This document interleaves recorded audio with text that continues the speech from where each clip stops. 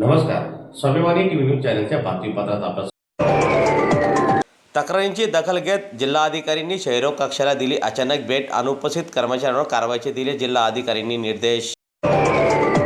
जिल्हा रुग्णालयातील क्षयरोग कक्षाबाबत प्राप्त झालेल्या तक्रारीची दखल घेत जिल्हाधिकारी यांनी अचानक भेट देत पाहणी केली.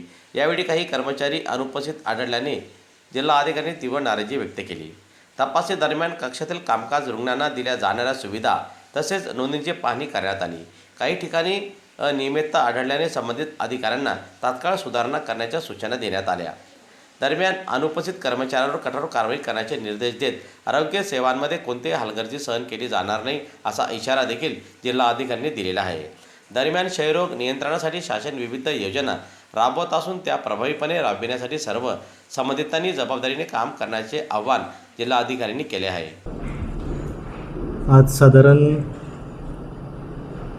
11 ते 12च्या दरम्यान माननीय जिल्हाधिकारी महोदय भाग्यश्री विस्फुते मॅडम यांनी जिल्हा रुग्णालय धुळे येथे सरप्राईज व्हिजिट दिली असता त्यांनी TB OPD आणि TB वॉर्ड इथं सरप्राईज व्हिजिट दिली. त्या व्हिजिट दरम्यान त्यांच्यासोबत डॉक्टर सोनिया बागडे जिल्हा क्षयरोग अधिकारी व मी स्वतः डॉक्टर रवींद्र सोनवणे जिल्हा शल्यचिकित्सक जिल्हा रुग्णालय धुळे उपस्थित होतो.